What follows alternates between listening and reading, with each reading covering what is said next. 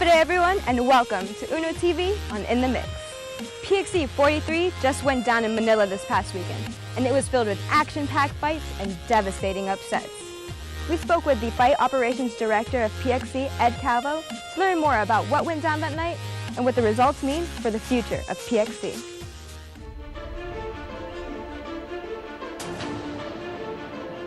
PXC 43 happened at an R Sports Arena in the Philippines.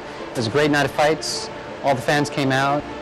One of the most significant fights was Reno Remigio versus Glenn Renillo. Our 155 title is vacant, and we're looking to find the next contender. This fight's significant for both fighters because a win for either would solidify his position at the top of the 155 ladder.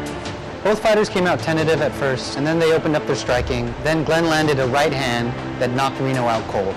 This knockout win for Glenn makes it known that he's one of the top 155ers in the PXC. Another great fight was our female fight of the night, Gina Iniong versus Mei Yamaguchi. Gina Iniong fights out of the famous Philippines gym, Lakay MMA. Fighting Mei Yamaguchi, it's a great opportunity to showcase her talent and to prove how good she actually is. In the beginning of the first round, it was very back and forth until the end of the first, where Mei grabbed an armbar. She had Gina's arm hyperextended, but Gina didn't tap. The rest of the fight, it went mainly back and forth action, both fighters getting clean strikes, some takedowns, some ground and pound. But in the end, Gina Iniong won a controversial split decision. That victory is huge for Gina because it shows that she's ready to take a step up in her career, and she's ready for the big time.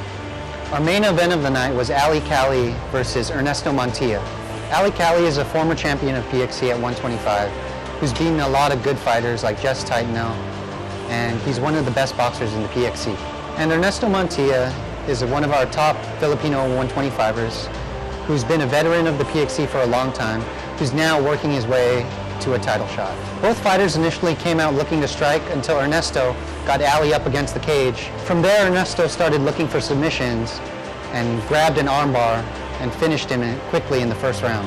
After Ernesto's submission of Ali Cali, he's without a doubt one of the best 125ers in the PXC. PXC 43 was yet another unforgettable night, and it's going to be exciting to see what PXC has in store for all of the up-and-coming fighters on the roster. However, back on Guam, the action never stops, as the one and only Smoking Wills is gearing up for another weekend of races at the Guam International Raceway in Jigo. We sat down with two of the founders of Smoking Wills to learn more about their origins and what we can look forward to this year.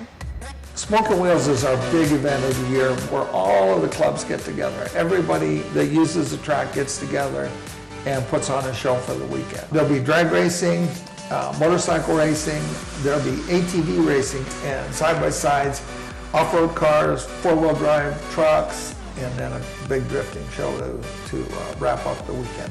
So it's a big event. About 140 people from Japan come just for this race to participate in it. And they participate in all areas, from the drag racing to the motorcycles to the off-road main event. We'll have smoking grills going on. It's our barbecue competition. It has really gotten big. Lots of guys like to join it. It's winning. It's very prestigious for them, and everybody really enjoys the food. Why do I love Smoking Wills so much, and why do we go to it? It's exciting. The adrenaline's there. You know, I'm a racer at heart, and the speed is, you know, on that track, we're going to get upwards of 80 miles an hour off-road. And he's going too slow. We're topping out at 105 at the end of the straightaway. Off-road with all the wheels working. It's hard to name all the people that have helped, but we want to thank all those people that helped and have been a little part of helping us put this together. This track belongs to the people of Guam. It doesn't belong to you know, a company or anything like that. So we're building it because we love this sport, and we're doing events like Smoking Wills to help raise funds for it.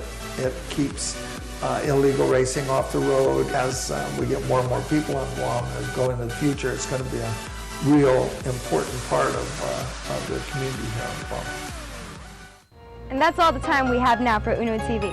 Make sure and follow us on Instagram and Facebook at Uno_Guam and let us know what you want to see on the show. Thanks for watching, and see you soon.